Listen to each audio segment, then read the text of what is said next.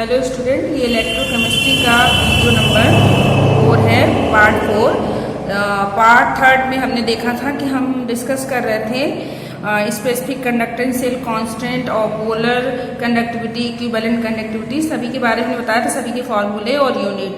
और एक चीज़ यहाँ पर रह गया था, सेल कांस्टेंट की यूनिट। मैंने कहा था आप इसको अपने से कैलकुलेट कर लेंगे, कैलकुलेट करेंगे। देखिए यहाँ पर आपका रेजिस्टेंस है, रेजिस्टेंस की यूनिट होती है ओम, और ये है आपका दैट इज कप्पा, कप्पा की यूनिट पर ओम पर सेंटीमीटर। तो यहाँ पर आपको यूनिट क्या मिल जाएगी, दैट इज पर सेंटीमीटर या पर मीटर, ये हो जाएगी सेल कांस्टेंट की यूनिट। तो सभी के फॉर्मूले याद रखने हैं और साथ में सभी की यूनिट याद रखनी है, जो आपको न्यूमेरिकल करने में हेल्प करेगी। तो अब हम अगला टॉपिक नेक्स्ट हमारा जो टॉपिक है हम स्टार्ट करेंगे, that is variation of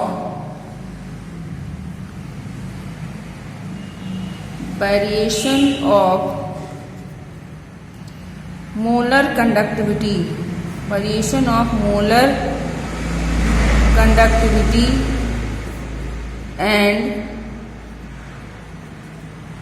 specific conductivity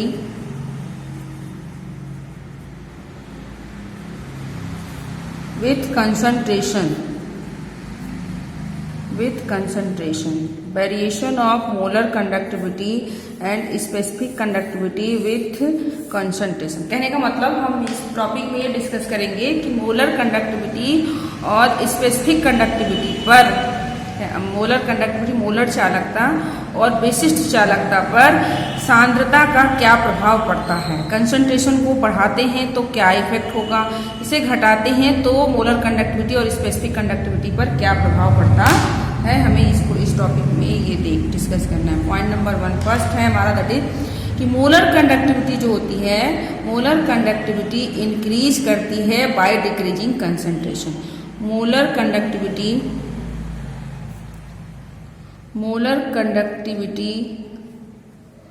increases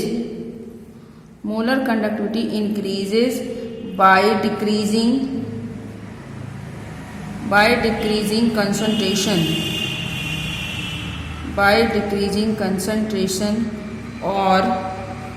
or increasing in dilution।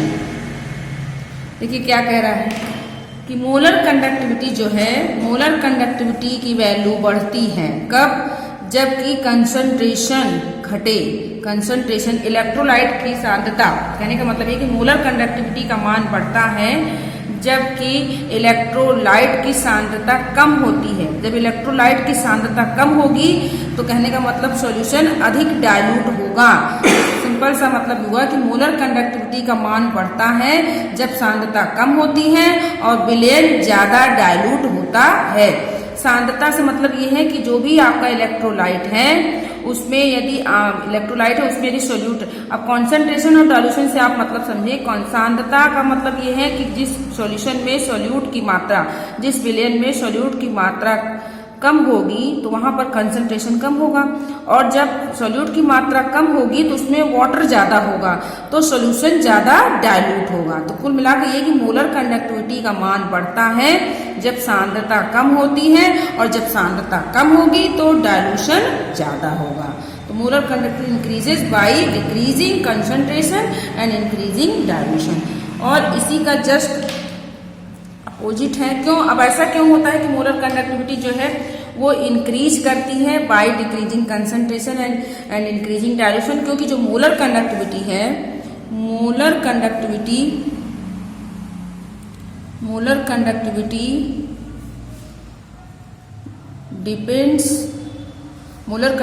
Depends upon number of ions,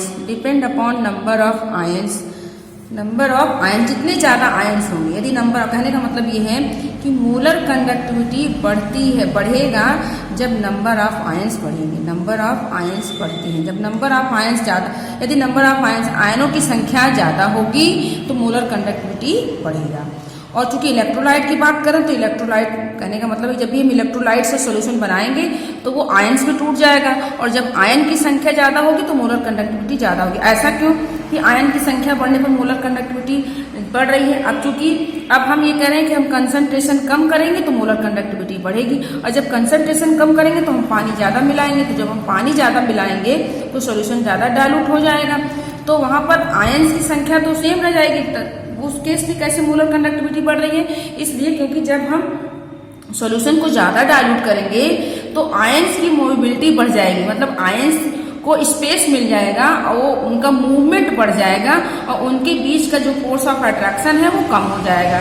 तो मोलर कंडक्टिविटी इंक्रीज हो रही है क्योंकि मोबिलिटी ऑफ आयन्स इंक्रीज हो रहा है, मोबिलिटी ऑफ आयन्स इंक्रीज हो रहा है, मतलब आयन्स का मूवमेंट बढ़ रहा है, क्योंकि आयन्स का मूवमेंट जो है वो बढ़ रहा है। जब आयन्स का मूवमेंट बढ़ेगा तो मोलर कंडक्टिविटी बढ़ती है। और कब बढ़ेगी मोलर अब आयन्स का मूवमेंट कब बढ़ेगा? जबकि कंसंट्रेशन कम होगा और सॉल्यूशन ज्यादा डाइल्यूट होगा। नेक्स्ट है हमारा स्पेसिफिक कंडक्टिविटी, उसमें देखेंगे स्पेसिफिक कंडक्टिविटी जो है, स्पेसिफिक कंडक्टिविटी का मतलब हम कप्पा की बात कर रहे हैं। Specific conductivity decreases by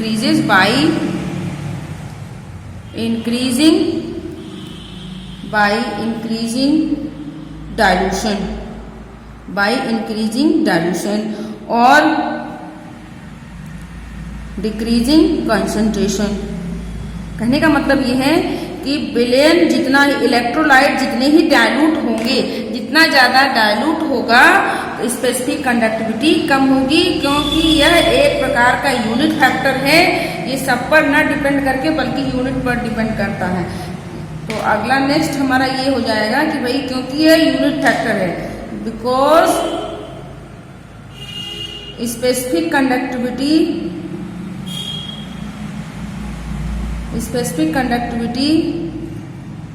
is a unit factor, या यूनिट किसी एक पूरे सॉल्यूशन पर ना डिपेंड करके, यूनिट फैक्टर कहने का मतलब ये है कि पूरे के पूरे बिलियन पूरे के पूरे इलेक्ट्रोलाइट पर ना डिपेंड करके बल्कि किसी एक यूनिट पर डिपेंड, एक यूनिट एरिया पर डिपेंड करता है। तो स्पेसिफिक कंडक्टिविटी जो है जस्ट अपोजिट है। मोलर कंडक्टिविटी डाइल्यूशन बढ़ने के साथ बढ़ता है, लेकिन स्पेसिफिक कंडक्टिविटी डाइल्यूशन बढ़ने के साथ कम होता है। अब हम जो मेनली हमें कॉन्सेंट्रेट करना है किस पे? मोलर कंडक्टिविटी पे। तो मोलर कंडक्टिविटी हमें देखना है, तो मोलर कंडक्टिविटी बढ़ रही है, कब बढ़ रही है? जब आपका जो है डाइल्यूशन बढ़ रहा है। तो इसको अब हम इलेक्ट्रोलाइट को लेकर के समझेंगे कि इलेक्ट्रोलाइट्स के टर्म में मोलर कंडक्टिविटी कब बढ़ रही है, कब घट रही है। अब हमने बताया था कि इलेक्ट्रोलाइट वो पदार्थ होते हैं जो कि आयंस में डिसोसिएट हो जाते हैं, वो सब्सटेंस जो आयंस में डिसोसिएट हो जाते हैं। अब इलेक्ट्रोलाइट 2 टाइप्स के होते हैं। तो अगला नेक्स्ट हमारा दैट इज इलेक्ट्रोलाइट की हम बात करेंगे। इलेक्ट्रोलाइट हमने कहा था कि वो सब्सटेंस है जो डिसोसिएट हो जाते हैं आयन में। बस इतना आप याद रखिए कि इलेक्ट्रोलाइट्स वो पदार्थ हैं, वो सब्सटेंस है जो डिसोसिएट्स इनटू आयंस इन मॉल्टेन स्टेट। जैसे ही हम उसको किसी सॉल्यूशन में, किसी लिक्विड में डालते हैं, इलेक्ट्रोलाइट को जैसे ही हम किसी लिक्विड में डालते हैं या मॉल्टेन स्टेट और in aqueous state, molten state और इन एक्वस स्टेट, कहने का मतलब सिंपल सा है कि जो इलेक्ट्रोलाइट होते हैं उनको जैसे ही हम किसी लिक्विड में, या हम एक्वस का मतलब है पानी में, इलेक्ट्रोलाइट को जैसे ही हम पानी में या पानी के अलावा किसी दूसरे लिक्विड में घोलते हैं तो वो इलेक्ट्रोलाइट पानी में जाते ही आयंस में टूट जाते हैं। यदि इलेक्ट्रोलाइट है तो वो आयंस में टूट जाएंगे, यदि इलेक्ट्रोलाइट नहीं है तो आयंस में नहीं टूटेंगे। दैट इज जैसे सोडियम क्लोराइड आप देखें तो सोडियम क्लोराइड आपका इलेक्ट्रोलाइट है। सोडियम क्लोराइड क्या है? इलेक्ट्रोलाइट है। और जैसे ही हम सोडियम क्लोराइड को पानी में घोलते हैं, सोडियम क्लोराइड का एक्वस सॉल्यूशन बनाते हैं, तो ये Na+ और Cl- में टूट जाता है, इसीलिए उसमें घुल जाता है। नमक जो है वो पानी में क्यों घुलता है, क्यों डिजोल्व हो जाता है? क्योंकि जो नमक है, सोडियम क्लोराइड है, वो पानी में जाते ही Na+ और Cl- में टूट जाता है। तो कुल मिला के ये है कि इलेक्ट्रोलाइट्स जो होते हैं वो लिक्विड में जाने पर या वाटर में घोलने पर वो आयंस में टूट जाते हैं। अब इलेक्ट्रोलाइट्स जो है, हमने बताया था आपको इलेक्ट्रोलाइट्स 2 टाइप्स के होते हैं। इलेक्ट्रोलाइट्स जो हैं ये 2 टाइप्स के हैं। फर्स्ट हमारा है, दैट इज फर्स्ट हम डिस्कस करेंगे स्ट्रॉन्ग इलेक्ट्रोलाइट। स्ट्रॉन्ग इलेक्ट्रोलाइट तो स्ट्रॉन्ग इलेक्ट्रोलाइट का क्या मतलब है भाई? स्ट्रॉन्ग इलेक्ट्रोलाइट का मतलब होता है कि वो इलेक्ट्रोलाइट जो कि सॉल्यूशन में, जो एक्वस स्टेट में या मॉल्टन स्टेट में पूर्ण रूप से डिसोसिएट हो जाते हैं, पूर्ण रूप से आयंस में टूट जाते हैं, उसे हम बोलते हैं strong electrolyte. Completely dissociates into ion. तो कहने का मतलब ये कि कंप्लीटली पूर्ण रूप से completely dissociates into ions in कब? मॉल्टन स्टेट, घोलेंगे तब, किसी लिक्विड में या वाटर में। सॉलिड स्टेट में ये आयंस में टूटते नहीं है। मॉल्टन स्टेट में या फिर एक्वस, मॉल्टन का मतलब पानी के अलावा कोई भी लिक्विड, एक्वस का मतलब है केवल पानी में। तो स्ट्रॉन्ग इलेक्ट्रोलाइट्स जो होते हैं वो पूर्ण रूप से डिसोसिएट हो जाते हैं। तो अब हम देखेंगे, अब हम चूंकि मोलर कंडक्टिविटी के लिए हम बात कर रहे हैं, हम मोलर कंडक्टिविटी की बात कर रहे हैं, तो अब हम देखेंगे मोलर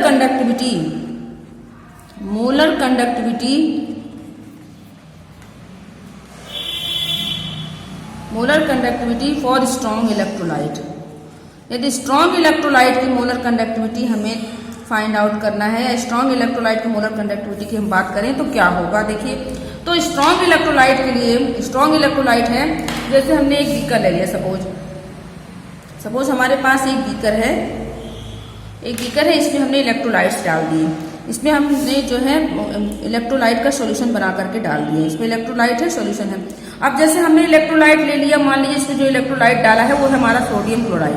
तो जब हम इसमें डालेंगे तो सोडियम क्लोराइड हम जैसे ही इसमें डालेंगे ये आयंस में टूट जाएंगे, Na+ बन जाएगा और Cl- बन जाएगा। अब पूर्ण रूप से सोडियम क्लोराइड के जितने मोल रहेंगे, जितने भी मोलों की संख्या, जो सोडियम क्लोराइड जितने भी मोल रहेंगे वो सारे के सारे कंप्लीट डिसोसिएट हो जाएंगे, मतलब इसमें कंप्लीट डिसोसिएशन हो जाएगा, कोई भी सोडियम क्लोराइड जो है वो NaCl के फॉर्म में नहीं रहेगा, बल्कि वो Na+ और Cl- में टूट जाएगा। अब सपोज हम इसमें पानी और डाल दें, क्योंकि हमें डाइल्यूट करना है। हमने कहा कि मोलर कंडक्टिविटी, अभी ऊपर बताया हमने कि मोलर कंडक्टिविटी जो है वो बढ़ती है जब हम इलेक्ट्रोलाइट को और डाइल्यूट करते हैं। जब आपका सॉल्यूशन ज्यादा डाइल्यूट होता है तो मोलर कंडक्टिविटी बढ़ती है। डाइल्यूट करने का एक ही तरीका है, हम उसमें और पानी मिला देंगे। जब हम इसमें, हमने जो भी इलेक्ट्रोलाइट इसमें डाला उसमें पानी मिलाया, मतलब जो भी इलेक्ट्रोलाइट हमारे पास था, जब उसको हम घोल करके इसमें तैयार किए तो ये ऑलरेडी पूर्ण रूप से इलेक्ट्रोलाइट टूट गया है, क्योंकि स्ट्रॉन्ग इलेक्ट्रोलाइट है तो पूर्ण रूप से टूट जाएगा। अब इसमें हम इसको डाइल्यूट कर रहे हैं, डाइल्यूट करने के लिए इसमें हमने और इसमें वाटर डाल दिया, इसमें और हमने वाटर डाल दिया, और जब वाटर ऐड किया तब क्या हुआ कि इसमें पानी की मात्रा ज्यादा हो गई, पानी बढ़ गया। लेकिन अब क्या होगा, पानी तो बढ़ेंगे लेकिन आयन नहीं डिसोसिएट होंगे, क्योंकि आयन, चूंकि स्ट्रॉन्ग इलेक्ट्रोलाइट था तो आयन पहले ही डिसोसिएट हो चुके थे, आयन पूर्ण रूप से पहले ही डिसोसिएट हो चुके थे। पानी डालने से आयन के डिसोसिएशन पर, आयन के वियोजन पर कोई प्रभाव नहीं पड़ेगा, क्योंकि स्ट्रॉन्ग, दिमाग में रखिए स्ट्रॉन्ग इलेक्ट्रोलाइट है, इसको हम थोड़े पानी में भी घोलेंगे तब भी ये पूर्ण रूप से आयन में टूट जाएगा।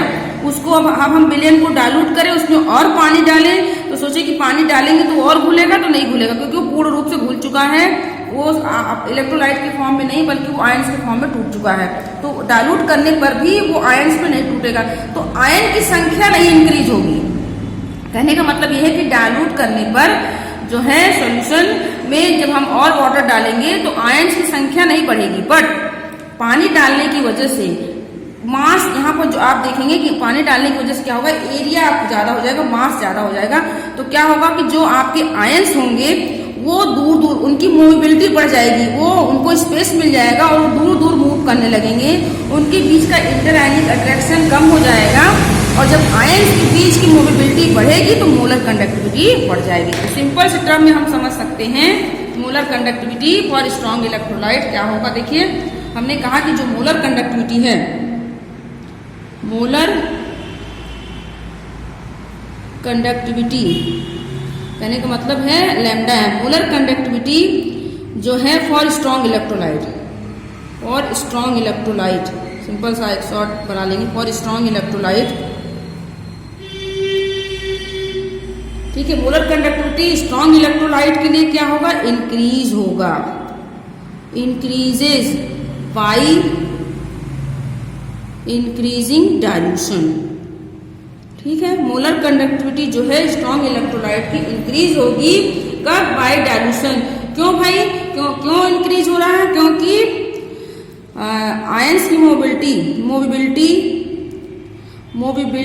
Of ions increases, movement of ions increases, movement increase हो जाएगा, movement of ions increases, ion की मूवेबिलिटी बढ़ जाएगी, आयन की संख्या नहीं बढ़ेगी। तो सिंपल से आप समझिए कि जो मोलर कंडक्टिविटी स्ट्रॉन्ग इलेक्ट्रोलाइट की है वो जो है बढ़ती है जब हम सॉल्यूशन को और डाइल्यूट करते हैं, मतलब उसका कंसंट्रेशन कम करते हैं। क्यों? क्योंकि आयंस की मूवेबिलिटी बढ़ जाएगी। अब इसको हम कंसंट्रेशन के टर्म में, ग्राफ के टर्म में देखेंगे, ग्राफिकल मेथड से देखेंगे। तो जब हम ग्राफ ड्रॉ करें, देखिए हमने ग्राफ ड्रॉ किया किसके रिस्पेक्ट में? With respect of molar conductivity और साथ में concentration, that is under root c लीजिए या फिर आप C1/2 आप दोनों लेसन कोई भी आप सेम है। तो आप कंसंट्रेशन और मोलर कंडक्टिविटी के रिस्पेक्ट में जब हम ग्राफ प्लॉट करते हैं तो हमें कुछ इस तरह का ग्राफ मिलता है। ऐसा क्यों मिलता है? क्योंकि जो मोलर कंडक्टिविटी है वो जो है कंसंट्रेशन बढ़ाने पर घटती है। सिंपल सा है, मोलर कंडक्टिविटी देखिए यहाँ पर आप देख सकते हैं कि मोलर कंडक्टिविटी जो है वो घट रही है किसके? Concentration, inversely proportional to under root C. Molar conductivity घटती है तब जबकि कंसंट्रेशन बढ़ेगा, जब कंसंट्रेशन बढ़ेगा तो मोलर कंडक्टिविटी घटेगी। अब यदि मोलर कंडक्टिविटी बढ़ रहा है तो कंसंट्रेशन घटेगा, दोनों एक दूसरे के अपोजिट है। अब देखिए हम इस पॉइंट को देखें तो इस पॉइंट पे मोलर कंडक्टिविटी 0 होगा, ये हमारा हो गया इनफाइनाइट डाइल्यूशन पॉइंट हो गया। यहाँ पर मोलर कंडक्टिविटी का मान 0 होगा और इस पॉइंट पर, ऊपर पॉइंट वाले देखिए यहाँ पे, इस पॉइंट पर मोलर कंडक्टिविटी की वैल्यू सबसे ज्यादा होगी। ये क्या है? That is lambda m naught. Lambda m naught को क्या कहते हैं? Limiting molar conductivity, that is limiting molar conductivity. Clear है? Lambda m molar conductivity, lambda m naught limiting molar conductivity. Limiting molar conductivity क्या होता है? Lambda m naught that is limiting molar conductivity. इसको क्या कहते हैं? लिमिटिंग मोलर कंडक्टिविटी कहिए या आप इसको कहेंगे molar conductivity. Molar conductivity at infinite dilution, अनंत जब हमारा डाइल्यूशन हो तो उस पर मोलर कंडक्टिविटी। तो lambda m naught that is molar conductivity at infinite dilution and lambda is the molar conductivity. तो स्ट्रॉन्ग इलेक्ट्रोलाइट की मोलर कंडक्टिविटी फाइंड आउट करने के लिए एक साइंटिस्ट थे डी बाई, उन्होंने एक इक्वेशन दिया जिसे बोलते हैं Debye Huckel Onsager equation. तो Debye Huckel Onsager equation क्या था देखेंगे। तो डी बाई ने एक इक्वेशन दिया जिसे बोलते हैं Debye Huckel Onsager equation. तो डी बाई के अकॉर्डिंग इक्वेशन इन्होंने क्या दिया है? Lambda m equal to lambda m naught minus AC की पावर 1/2। तो ये है मोलर स्ट्रॉन्ग इलेक्ट्रोलाइट की मोलर कंडक्टिविटी फाइंड आउट करने के लिए, स्ट्रॉन्ग इलेक्ट्रोलाइट की मोलर कंडक्टिविटी ज्ञात करने के निकालने के लिए। तो लैम्डा एम क्या हो गया? Molar conductivity. Lambda m naught क्या हो गया? Molar conductivity at infinite dilution, अनंत पे मोलर कंडक्टिविटी का मान। और ए क्या है? A that is constant quantity. A क्या है आपका? कांस्टेंट है, कांस्टेंट क्वांटिटी है। और सी क्या है? See that is concentration. हम कंसंट्रेशन की तो बात कर रहे हैं भाई कि मोलर कंडक्टिविटी का मान जो है घटता है जब कंसंट्रेशन बढ़ता है। कंसंट्रेशन बढ़ाएंगे तो मोलर कंडक्टिविटी कम होगी, और कंसंट्रेशन कम करेंगे तो मोलर कंडक्टिविटी बढ़ेगी फॉर स्ट्रॉन्ग इलेक्ट्रोलाइट। ये स्ट्रॉन्ग इलेक्ट्रोलाइट के लिए था। अब हम बात करेंगे weak electrolyte, molar conductivity for weak electrolyte. तो अब पहले हम देखेंगे कि वीक इलेक्ट्रोलाइट होता क्या है। वीक इलेक्ट्रोलाइट हमने बताया है कि वीक इलेक्ट्रोलाइट जो होते हैं वो पूर्ण रूप से डिसोसिएट नहीं होते हैं, पार्शियली डिसोसिएट, आंशिक रूप से पार्शियली डिसोसिएट्स इनटू आयंस। ये पार्शियली डिसोसिएट होते हैं। जो वीक इलेक्ट्रोलाइट होते हैं वो पूर्ण रूप से आयन में डिसोसिएट नहीं होते हैं, बल्कि वो आंशिक रूप से आयंस में टूटते हैं, उसे हम वीक इलेक्ट्रोलाइट कहते हैं। जैसे कि हमने एग्जाम्पल ले लिया, हमारे पास है एसिटिक अम्ल, ये हमारा एक प्रकार का वीक इलेक्ट्रोलाइट है। अब सपोज हमारे पास एक बीकर है, ये हमारे पास बीकर है। अब हमने इसमें एसिटिक अम्ल इलेक्ट्रोलाइट का सॉल्यूशन तैयार किया। तो अब मान लेते हैं कि हमारे पास जो एसिटिक अम्ल था, एसिटिक अम्ल के कितने मोल थे। मान लिया हमने कि एसिटिक अम्ल हमारे पास स्टार्टिंग में 100 मोल था, 100 मोल था।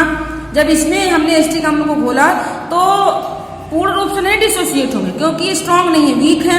तो इसमें से केवल 2 ही मोल एसिटिक अम्ल के, केवल 2 मोल, सिर्फ 2 मोल डिसोसिएट हो गए, मतलब वीक है पूर्ण। जबकि वहां पर देखा था कि सोडियम क्लोराइड पूर्ण रूप से 100 मोल था तो 100 का 100 डिसोसिएट हो गया।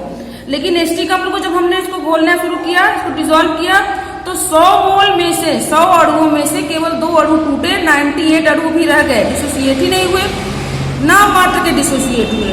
तो जब हम इसमें पानी मिलाएंगे, इसमें जब हम वाटर ऐड करेंगे, जब इसमें हम वाटर ऐड करेंगे तो जब पानी बढ़ाते जाएंगे तो और मोल डिसोसिएट हो जाएंगे। भाई हमने थोड़ा सा पानी जब डाला इसको तो 2 मोल डिसोसिएट हुए, और पानी डाला 4 मोल और डिसोसिएट हुआ, और डाला तो 2-3 और डिसोसिएट हो गए। कहने का मतलब हम तो इसमें पानी बढ़ाते जाएंगे तो इसका डाइल्यूशन, जब इसमें हम पानी ऐड करते जाएंगे तो क्या होगा, इसमें आयंस डिसोसिएट होते जाएंगे।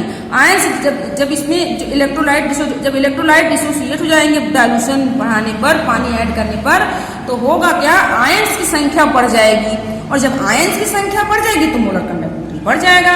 तो नेक्स्ट टॉपिक हम यहाँ पर डिस्कस करेंगे, that is molar conductivity for weak electrolyte. Molar conductivity for weak electrolyte हम इसको डिस्कस करेंगे। और यहीं पर हम ये लिख देते हैं कि मोलर कंडक्टिविटी जो है वीक इलेक्ट्रोलाइट की, molar conductivity of weak electrolyte क्या होती है, electrolyte increases by increasing dilution। क्यों भाई, because number of ions increases, because number of ions increases। Clear. वहां पर देखिए दोनों में डिफरेंस है, वहां पर जो है आयंस की संख्या नहीं बढ़ रही थी। स्ट्रॉन्ग इलेक्ट्रोलाइट में आयंस का मूवमेंट बढ़ने की वजह से मोलर कंडक्टिविटी बढ़ रहा है, लेकिन वीक इलेक्ट्रोलाइट में आयंस की संख्या बढ़ने की वजह से मोलर कंडक्टिविटी बढ़ रहा है। अब इसके बारे में हम और डिटेल में डिस्कस करेंगे बाई फुलरास लॉ नेक्स्ट वीडियो में।